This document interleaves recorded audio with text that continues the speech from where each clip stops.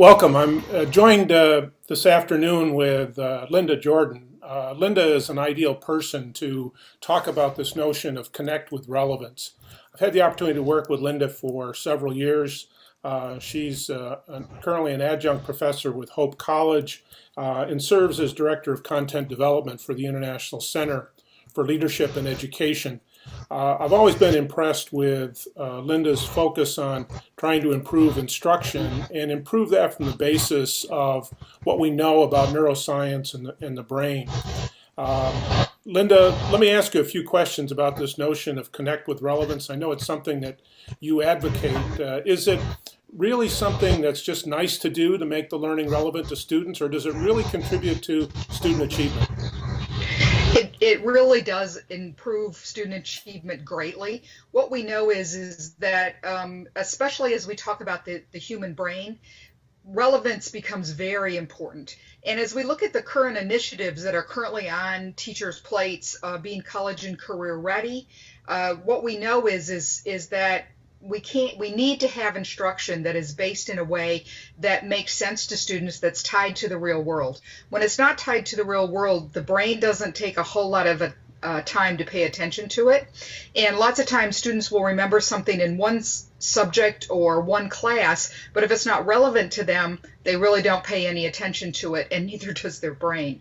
So it becomes important that we are being very relevant and using as much of the neuroscience and information that I will talk about in a few minutes to help connect those lessons.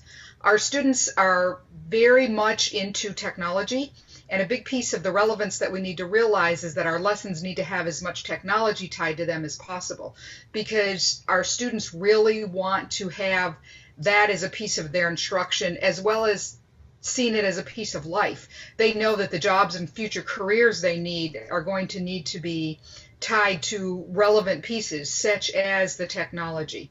We also know that the brain is always asking the question of, why do I need to know this? And when we don't spend time teaching the relevance, our students can often learn it long enough for short-term memory, but if it's not relevant, their brain will not keep it for long-term. So it's not just something that's nice to do, it's something that is needed if you expect your students to remember anything long-term.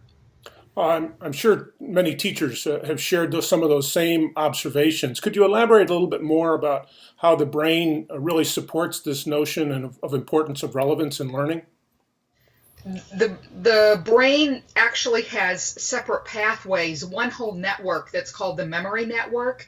And for the memory network to be activated, dopamine and endorphin circuits have to be put into place. If these circuits are not in place, the brain does not pay attention, and it also doesn't get very motivated. So one of the things that the brain needs to activate this entire memory network is something that's meaningful, something that is motivating to the students, and they're seeing a reason to learn. If you don't activate this memory pathway, our students don't pay any attention, which then causes them to not even want to learn. If we look at Judy Willis's work, she says it's as simple as no meaning, no memory. If students do not see meaning into something, they will not tie into it. So we jump back a bit to another piece that we talk about is the idea of relevance and relationship. Without relationships, we can't know what's relevant to our students. We don't know what their experiences are at home, outside of school, what kinds of activities they do. So when we start to build the relationships, we're able to take those lessons and make them much, much more relevant. We also know that relevance motivates students. It helps them say, hey, I really like this. I see how this relates to what I want to do in the future. But if you don't know what students want to do in the future, then you're not making that piece relevant to your students. So the brain ties in to an emotional way to relevance. It starts to pay attention. It activates that memory neural pathway that says, this is important. I want to learn this. And it motivates the students greatly. The other thing that motivates the students is the use of technology, which I've already mentioned, is that to keep in mind that today's college students have spent over their lifetime hours reading, 10,000 hours playing video games and 20,000 hours watching TV. When we look at those kinds of differences, what we see is what's relevant to these students is the use of technology, the use of seeing that technology is a part of the future, and they live on the internet with cell phones, instant messaging. They see it as an integral part of life. And at school, when we don't make that as an integral part of life, they are not seeing us as being very relevant in our lessons. It really makes a lot of sense. What practical suggestions have you got, Linda, for teachers that want to try and bring more relevance to their instruction?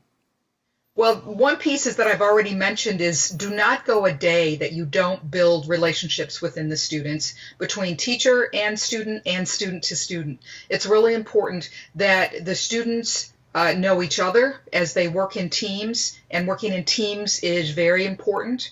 So spending time every single day, it doesn't have to be a long time, but every single day there should be relationship building. You need to make sure that you know what your students are doing in and out of school.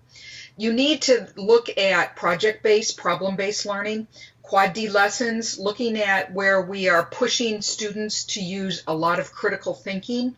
The new test that and the next generation of assessments is based on that critical thinking piece. And we know from back in the 1980s, we used to teach critical thinking, and it's something that has kind of gone the wayside with the sit and spit test. So we need to push our students to do more thinking, which they can do if we structure that into our lessons. So using higher levels of questioning, pushing our kids to find answers themselves, so that we are saying, hey, I want everybody to look this up, find an answer to this. How could you expand on that? Using visible thinking routines where our students have to think and apply what they've done is very important. But one of the simplest ways is just to start with that project-based, problem-based learning where our students are getting in and getting hands-on right away. Most of us were taught to teach by having our students learn a little chunk, learn a little chunk, learn a little chunk. I like to call it chunk and chew. And the reality is that chunk and chew isn't how these kids' brains are wired. These kids' brains are wired to look at the big picture.